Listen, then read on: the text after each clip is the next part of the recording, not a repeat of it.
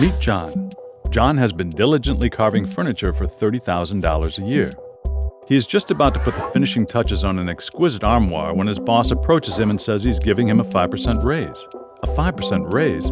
That's $1,500. John is elated and about to thank his boss when he realizes that having his salary raised this amount of money will place him in a higher tax bracket, which will raise his federal income taxes to the point where he will actually be making less money because of the raise.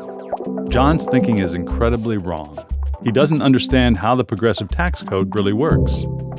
John thought he was paying 15% of $30,000, or $4,500 every year in federal income taxes. However, he was really only paying 10% on the first $10,000, which is $1,000, and 15% on the next $20,000, which is $3,000, giving him a total of $4,000 in federal income taxes. You only need to pay the higher rate for any income above the threshold in question, not on everything.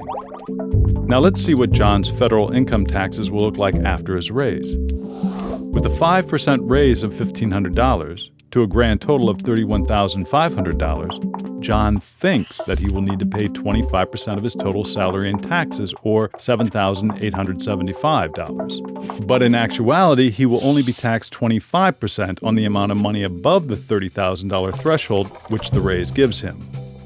Thus, John will only have to pay $375 more in taxes after his promotion, not the $3,875 he believed he would owe from going up a tax bracket. These aren't the only taxes Americans pay.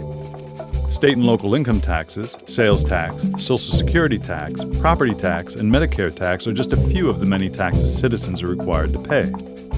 There are additional amounts taken out of paychecks for retirement, healthcare, and various other benefits or costs associated with their jobs, which certainly have the effect in some cases of a paycheck being smaller after a raise.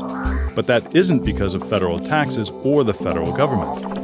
In fact, because of the progressive nature of the federal tax code, it is impossible to make less money because of your federal taxes after moving to a higher tax bracket. So, next time you get a raise, you will now know that a higher tax bracket doesn't mean you're losing money at all.